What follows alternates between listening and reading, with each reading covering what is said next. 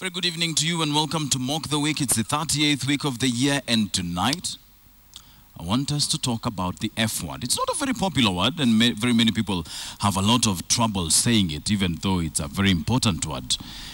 President Uhuru Kenyatta, though, does not seem to have that problem that we mere mortals have, and neither does this pastor from the US. Do me a favor, touch your neighbor and say F you. Before we all get confused about what I'm talking about, let me explain. The new F word in this church is forgive. Now that we are on the same page, President Uhuru Kenyatta this week dropped the F word on fellows who had been arrested in Migori for interrupting his meeting and showering him with shoes and other paraphernalia. Kwa hivyo wale vijana ambao wameshikwa wote, mimi nasema waachiliwe, wacha waendelee na mambo yao. But as we all know, unless you are Pope John Paul II or Jesus Christ, forgiveness comes after a good old sincere apology. And the people of Migori are by no means any exception. They made the 428-kilometer journey to Nairobi just to say, "We are sorry." But there was a problem. They could not go directly to the president, and so they were made to wait at the State House waiting room, Uhuru Park. Nairobi Governor Evans Kidero then showed up at an opportune moment to show his Migori counterpart Okoth Obado how to use his smartphone in order to call a guy who knows another guy who is close to another guy who is in the president's circles to tell him they had arrived.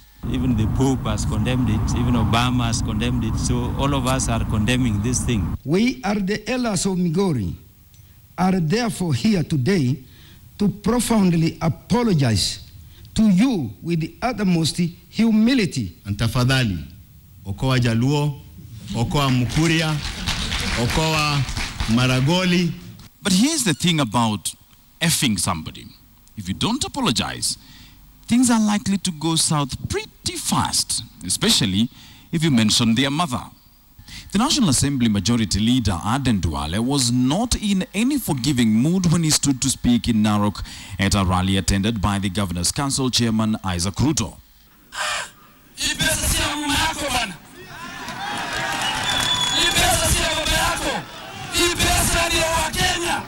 First of all, Honorable Duale should have taken some water before, you went to Narok on such a hot day.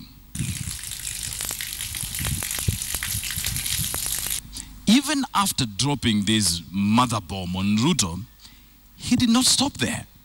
Duale majestically strode past him to his seat, and we here at Mock the Week highly doubt that Ruto was shouting, "I F you," in the ensuing exchange. They went at each other for a few minutes before it suddenly became hilarious to Duale. Giving Duale up to 3 days to go out there and apologize. Mimi nitapeleka Duale kotini. Nitampeleka kotini. Mudomo mingi haisaidii. Na nimwambie kama haheshimu mama yake, haheshimu wa mama wa Kenya. Now, away from the referendum shenanigans, let's go back to Nyeri, where former councillors are demanding for 50,000 shillings until they expire. Why? Because they feel that they deserve it. Our senior everything correspondent, Jerry Mushura, is still in Nyeri and joins us live. Jerry, last week it was the MCAs with their Facebook budgets, and now this. What exactly is going on in Nyeri? Well, Wilson, people need to learn the benefits of effing each other and letting go of some dreams, because this is obviously detrimental to the economy. What? Can you be a bit more clear than that? Well, I think the political class in Nyeri took the words of our dear Ruth Peter Thiong'o too much to heart. Oh, you mean Lupita Nyong'o? You mean Lupita Nyong'o? Poraro Porero. All dreams are valid, Wilson, and the councillors have decided to dream and dream hard. Anyway, I believe that the best course of action is for the former councillors to F the government and move on. Become the bigger person. Well, thank you very much, Jerry, for confusing us some more. A few months ago, Raila Odinga somehow adopted the name Baba. And now it turns out that the former Prime Minister and his people have been lying to the whole country about that name. Gatundu South Member of Parliament, Moses Kuria, the guy who is in charge of the president's village, does not see how Raila Odinga could be calling himself Baba. Uhuru is not yet a grandfather. Ruto is not yet a grandfather. People belong to what we call the Baba generation. We are the Babas. Raila belongs to the Babu generation. You know, people who are grandfathers, you know. Yeah?